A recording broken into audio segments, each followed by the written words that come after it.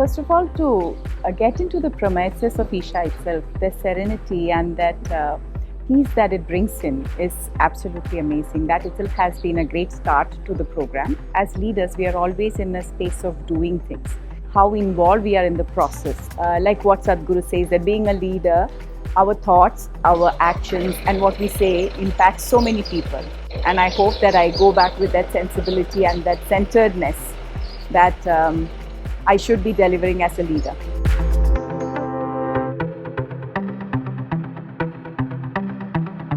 Nice to be among intellectual people and entrepreneurs who are doing some wonderful activities. The idea sharing, the experience share has been amazing, and that is what I was looking for.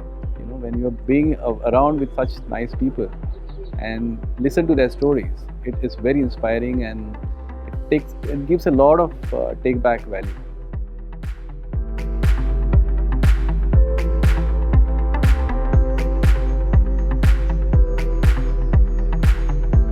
So culture of a startup at a very early stage, culture equals founders, period. There's nothing else. The only thing that is about culture is what you do on an everyday basis. The kind of questions that you ask, the kind of behaviors you reward, the kind of behaviors you recognize.